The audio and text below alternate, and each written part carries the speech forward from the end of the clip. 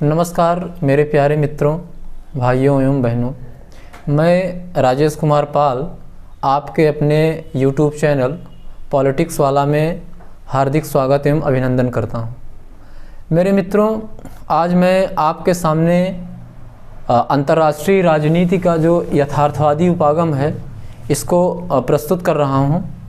और ये अंतर्राष्ट्रीय राजनीति का बहुत ही महत्वपूर्ण सिद्धांत है।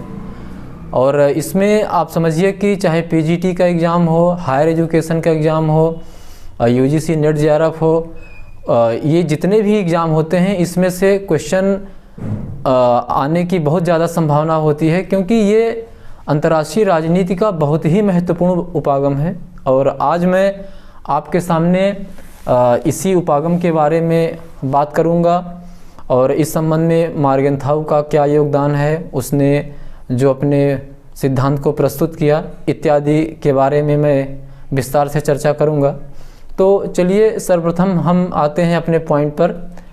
ये अंतर्राष्ट्रीय राजनीति का यथार्थवादी उपागम, जैसा कि अंतर्राष्ट्रीय राजनीति के जितने भी उपागम हैं सबसे महत्वपूर्ण और सबसे लोकप्रिय उपागम ये यथार्थवादी उपागम है। और इस संबंध में हम समझते हैं कि सबसे पहले हमें ये जानना चाहिए कि यथार्थवादी उपागम ये जो है इसका आशय क्या है। देखिए, अंतर्राष्ट्रीय राजनीति में जो यथार्थवादी उपागम है, यथार्थवादी उपागम एक ऐसा उपागम है, एक ऐसा अप्रोच है जो अंतर्राष्ट्रीय राजनीति में जो राष्ट्रों के बीच जो तनाव है, जो संघर्ष है, जो विवाद है, उसका समाधान वो शक्ति के माध्यम से करने की बात करता है, न कि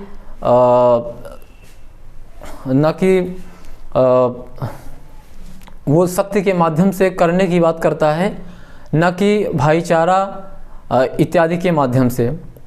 देखिए, इसमें जो यथार्थवादी उपागम है इसका केंद्रीय बिंदु शक्ति है। तो ये शक्ति को बहुत ही महत्वपूर्ण स्थान देता है और उसी के इर्द गिर्द, ये जो शक्ति है उसी के इर्द गिर्द ही ये सिद्धांत घूमता है। और यथार्थवादी उपागम के संबंध में मॉर्गनथाउ का बहुत ही अप्रतिम योगदान है। उसके योगदान की जितनी भी चर्चा की जाए कम है, क्योंकि मॉर्गनथाउ से पहले भी जिन विचारकों ने इस संबंध में बात किया है वो लोग इसको एक वैज्ञानिक सिद्धांत के रूप में प्रस्तुत नहीं कर पाए, उसको एक परिष्कृत परिमार्जित स्वरूप प्रदान नहीं कर पाए। जैसे कि आपके क्विंसी राइट हैं, जॉर्ज श्वार्ज़ेनबर्गर हैं, तमाम सारे लोग हैं। तो इन्होंने इस पर बात किया, लेकिन एक सिद्धांत के रूप में प्रस्तुत करने का श्रेय वो मॉर्गनथाउ को ही जाता है। और मॉर्गनथाउ ने सर्वप्रथम अंतर्राष्ट्रीय क्षेत्र में यथार्थवाद को एक सैद्धांतिक रूप में प्रस्तुत किया, उसे एक वैज्ञानिक स्वरूप प्रदान किया और अंतर्राष्ट्रीय राजनीति का उसे बहुत ही लोकप्रिय सिद्धांत बना दिया। मॉर्गनथाउ ने अपनी प्रसिद्ध पुस्तक politics among nations the struggle for power and peace 1948 में इस विचार को प्रस्तुत किया और उसने अपने सिद्धांत को यथार्थवादी कहा है। तो यथार्थवादी उसने इस सेंस में कहा है, उसका ये कहना है कि उसने मानव के स्वभाव को, जो मानव का स्वभाव होता है उसको एकदम से जो होता है ना कि उसको आप कह सकते हैं बिल्कुल एकदम रियल स्वरूप में उसको वास्तविक स्वरूप में देखने की कोशिश किया है।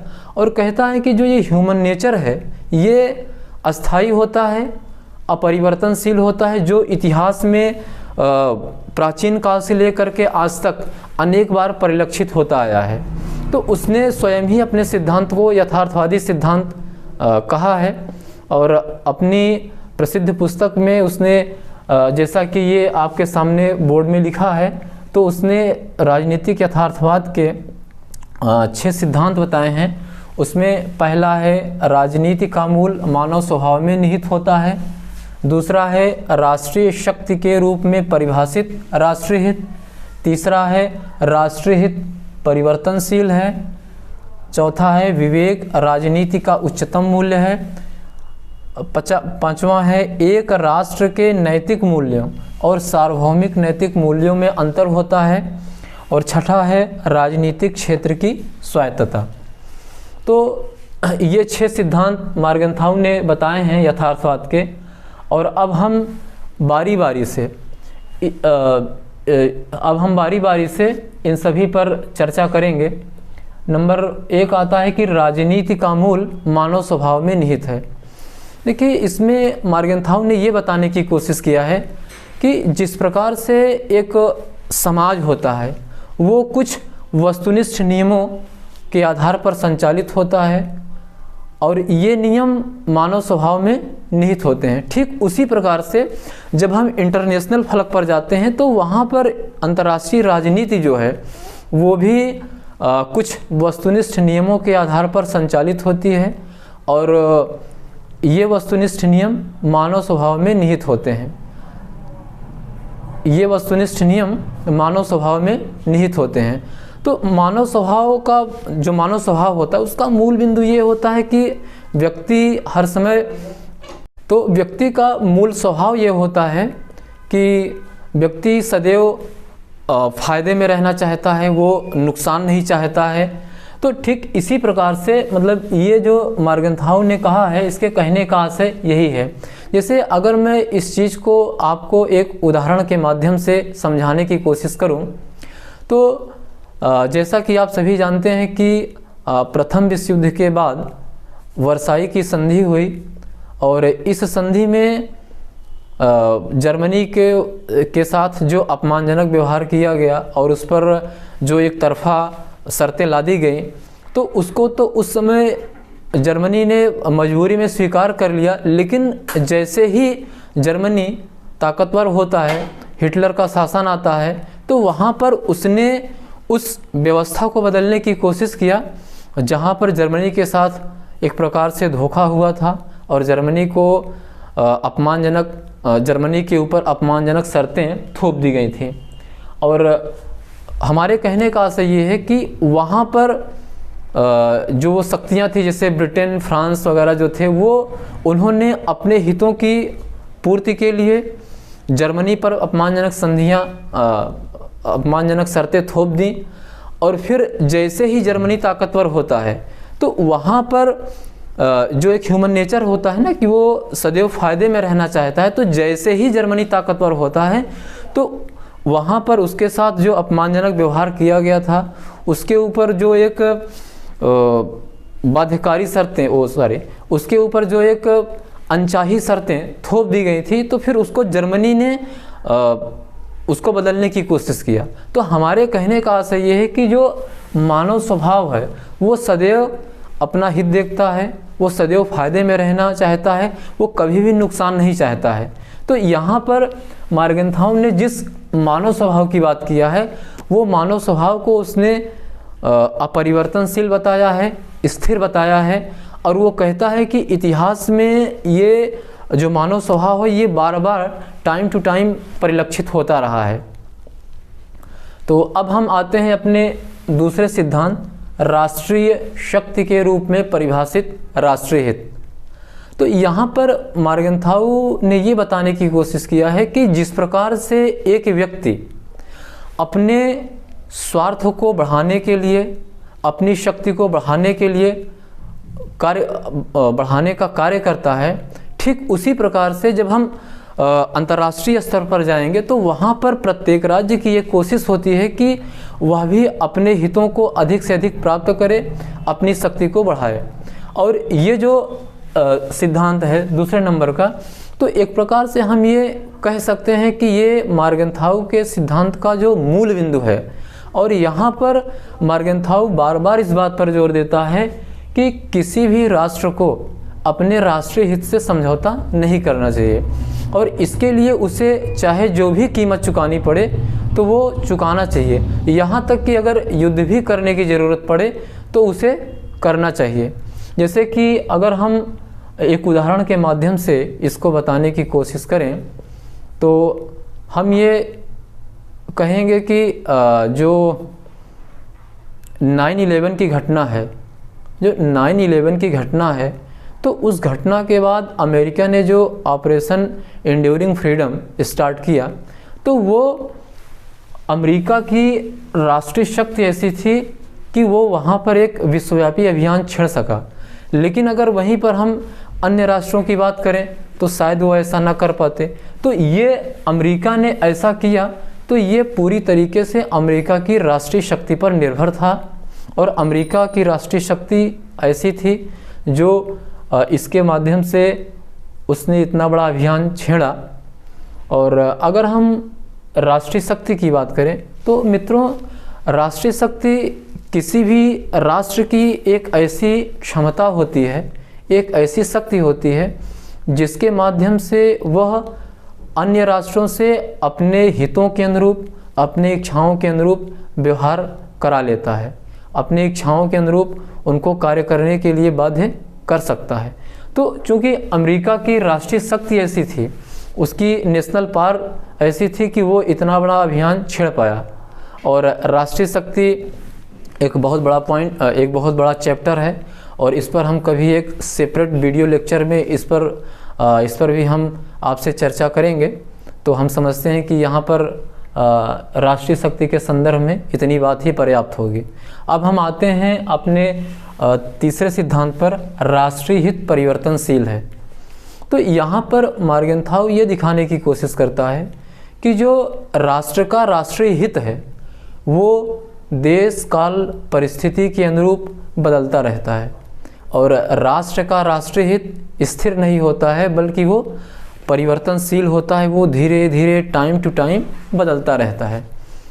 मेरे मित्रों, यहाँ पर एक बात ध्यान देने वाली है कि जो ये राष्ट्रीय हित का जो विचार है, ये जो राष्ट्रीय हित का विचार है, ये देश काल परिस्थिति से प्रभावित नहीं होता है, ये अपरिवर्तनशील है। अर्थात हमारे कहने का आशय ये है कि जो भी राष्ट्र होगा, जो भी एक सॉवरेन स्टेट है, तो उसका कोई ना कोई, मतलब कोई ना कोई राष्ट्रीय हित होगा। और कोई ऐसा राष्ट्र जिसका कोई राष्ट्रीय हित ना हो तो ये असंभव है। और हर राज्य का कोई ना कोई राष्ट्रीय हित होता है, और बगैर राष्ट्रीय हित के कोई राज्य का अस्तित्व संभव ही नहीं है। अब ये, लेकिन जो ये राष्ट्रीय हित का विचार है ये अपरिवर्तनशील है। लेकिन जो राष्ट्रीय हित की जो विषय वस्तु होती हैं, जो प्राथमिकताएं होती हैं, वो देश काल परिस्थिति के अनुरूप बदलती जाती हैं। जैसे अगर हम इस संबंध में एक उदाहरण दें कि जैसे हम बात करें अगर भारत चीन युद्ध की, तो जो भारत चीन युद्ध 1962 का है, तो यहाँ से हमारी जो विदेश नीति है वो आदर्शवादी अवस्था से यथार्थवाद की ओर अग्रसर होती है। अगर शायद ये युद्ध ना हुआ होता तो हम यथार्थवाद की ओर इतनी तेज़ी से अग्रसर न हुए होते, क्योंकि ये इतना बड़ा हमारे लिए सेटबैक था कि जिसकी वजह से हमें अपनी विदेश नीति को यथार्थ को ध्यान में रख कर के परिवर्तित करना पड़ा। और इंदिरा जी के टाइम से फिर हमने यथार्थवाद की ओर कदम बढ़ाया। तो हमारे इस उदाहरण को देने का सिर्फ तात्पर्य ये है कि जो राष्ट्र का जो राष्ट्रीय हित होता है वो देश काल परिस्थिति के अनुरूप बदलता रहता है। अब हम आते हैं पॉइंट नंबर 4 पर, विवेक राजनीति का उच्चतम मूल्य है। देखिए, इसमें मॉर्गेनथाउ ये बताने की कोशिश करता है कि इसमें मॉर्गेनथाउ ये बताता है कि जो यथार्थवाद है वो नैतिक मूल्यों की पूरी तरह से उपेक्षा नहीं करता है, और ना ही उन्हें वो पूरी तरीके से हेय दृष्टि से देखता है। लेकिन वो इतना ज़रूर कहता है कि हमें अंतर्राष्ट्रीय स्तर पर राज्य के कार्यों पर एक जो सार्वभौमिक नैतिकता के सिद्धांत उस पर नहीं लादा जा सकता है, और ना ही यह संभव है। क्योंकि एक राज्य का मतलब जो नैतिक मूल्य होता है वो और सार्वभौमिक नैतिक मूल्य में अंतर होता है। तो इसीलिए यहाँ पर मॉर्गेनथाउ ये कहता है कि राजनीति के अंतर्गत जब हम नैतिक मूल्यों को लागू करें तो उन्हें हमें परिस्थिति के अनुरूप, देश काल के अनुरूप उसमें बदलाव कर लेना चाहिए। अगर हम शायद इन चीज़ों को ध्यान में नहीं रखेंगे, अगर इनकी उपेक्षा करेंगे तो इसकी बड़ी भारी कीमत चुकानी पड़ सकती है और ये एक राष्ट्र के लिए बहुत घातक सिद्ध हो सकता है। अगर इस संबंध में हम एक उदाहरण दें तो हम ये कहेंगे कि जो भारत चीन युद्ध था 1962 का, हमने पंचशील के सिद्धांतों में जो पंचशील का आदर्श था, हमने उससे को पूरी मतलब अंतरात्मा से उसमें विश्वास किया, उसको लागू करने की कोशिश किया, उस हिसाब से व्यवहार हमने किया। लेकिन हमारा जो विरोधी पक्ष था, जो कहने का से जो चीन था, वो उस सिद्धांत को उस भावना के अनुरूप, उस स्पिरिट से, उस इरादे से नहीं लिया जिस हिसाब से उसको लेना चाहिए था। तो अगर शायद जिस हिसाब से, जिस स्पिरिट से हमने पंचशील के सिद्धांतों को स्वीकार किया और उसी हिसाब से हमने अपनी नीतियों को बनाया, उसी हिसाब से हमने व्यवहार किया, अगर चीन भी पंचशील के सिद्धांत को उसी भावना के साथ लेता, उसी भाव से लेता, तो शायद ये 1962 का युद्ध जो घटित हुआ वो होता ही ना। तो यहाँ पर हमारे उदाहरण देने का आशय सिर्फ ये है कि जब हम अंतर्राष्ट्रीय स्तर पर नैतिकता के संबंध में बात करें या नैतिकता को अपने पॉलिसी में थोड़ा सा लागू करने की कोशिश करें, तो उसको हमें जो एक अंतर्राष्ट्रीय फलक है, जो हमारा दूसरा पक्ष है, उसके भावों को, विचारों को भी समझना चाहिए और उनको समझते हुए उसमें संशोधन कर लेना चाहिए। नहीं तो बड़ी समस्या पैदा हो जाती है और एक राष्ट्र के लिए एक बहुत बड़ा वो संकट पैदा कर देता है। तो हमारे उदाहरण देने का यही आशय है। अब हम आते हैं अपने पॉइंट नंबर 5 पर, जो है कि एक राष्ट्र के नैतिक मूल्यों और सार्वभौमिक नैतिक मूल्यों में अंतर होता है। देखिए, इसमें मार्गेंथाउ ये बताने की कोशिश करता है कि एक राष्ट्र के जो नैतिक मूल्य होते हैं उन्हें वो और जो सार्वभौमिक नैतिक मूल्य होते हैं उसमें अंतर होता है। कहने का आशय ये है कि जैसे मान लीजिए कि हम, मतलब कि जैसे भारत जिस चीज़ को नैतिक मानता है, हो सकता है कि जो हमारा अगला पक्ष हो, जो हमारा प्रतिस्पर्धी हो सकता है कि वो उसको अनैतिक मानता हो, या हो सकता है कि वो उसको उस भाव से ना लेता हो। तो कोई किसी की नियति को, कोई किसी के इरादे को, कोई किसी के नियत को ठीक प्रकार से समझना बड़ा मुश्किल होता है। तो इसीलिए यहाँ पर जो मार्गेंथाउ के कहने का आशय ये है कि एक राष्ट्र के नैतिक मूल्य और सार्वभौमिक नैतिक मूल्य में अंतर होता है, और एक राष्ट्र के नैतिक मूल्य दूसरे राष्ट्र के लिए वो नैतिक होंगे कि नहीं होंगे, हो सकते हैं कि नहीं हो सकते हैं, ये बड़ा चिंतनीय विषय है। क्योंकि अंतर्राष्ट्रीय राजनीति में बहुत सारी ऐसी घटनाएं हुई हैं, जिसमें कि एक राष्ट्र दूसरे राष्ट्र से संधि करता है और वो उसको उसी भावना के अनुरूप लागू करने की कोशिश करता है, लेकिन जो अगला पक्ष होता है वो कहता तो कुछ है, मतलब वो बातें तो उस हिसाब से करेगा, लेकिन असल में व्यवहार में उस प्रकार से वो चीज़ों को इम्प्लीमेंट नहीं करता है। जैसा कि अगर हम पाकिस्तान का उदाहरण देना चाहें, या विश्व में और बहुत सारे राष्ट्र हैं, जो तमाम सारे राष्ट्र हैं। और अब हम आते हैं अपने पॉइंट नंबर 6 पर, राजनीतिक क्षेत्र की स्वायत्तता। तो यहाँ पर मार्गेंथाउ ये बताता है कि जो राजनीतिक क्षेत्र है, जो राजनीति है, वो स्वायत्त है। वो जिस प्रकार से आपका भूगोल है, अर्थशास्त्र है, विधिशास्त्र हैं, उनके अध्ययन क्षेत्र पृथक हैं, उनकी जो अध्ययन पद्धतियां हैं पृथक हैं, ठीक उसी प्रकार से जो ये राजनीति का क्षेत्र है इसका भी एक पृथक क्षेत्र है।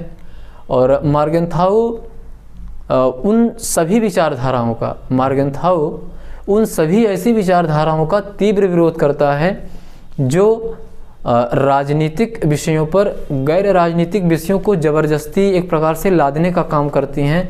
तो मार्गेंथाउ इनका तीव्र विरोध करता है और मार्गेंथाउ कहता है कि राजनीति का क्षेत्र स्वायत्त है, ये किसी के अधीन नहीं है और ना ही ये किसी के ऊपर आश्रित है। तो इस संबंध में मार्गेंथाउ ने ये बात कही है और मार्गेंथाउ ने इसका पुरजोर समर्थन किया है कि राजनीति का क्षेत्र स्वायत्त है, ये इसके ऊपर जो गैर राजनीतिक नियम हैं, जो गैर राजनीतिक क्षेत्र हैं, उनसे संबंधित नियम इस पर थोपा जाना नहीं चाहिए। तो मेरे मित्रों, हमने आपके सामने मार्गेंथाउ का जो यथार्थवादी उपागम है या जो मार्गेंथाउ का जो यथार्थवादी सिद्धांत है उसको हमने आपके सामने प्रस्तुत किया और हम आपसे ये गुजारिश करेंगे कि आप इस चैनल को लाइक और सब्सक्राइब करें और आपके सुझावों का हम सादर स्वागत करते हैं और कमेंट बॉक्स में आप अपने प्रतिक्रिया और सुझाव दें। हम आपके सुझावों के अनुरूप अपने में और सुधार करेंगे और धीरे धीरे इस चीज़ को और आगे बढ़ाएंगे। धन्यवाद, नमस्कार।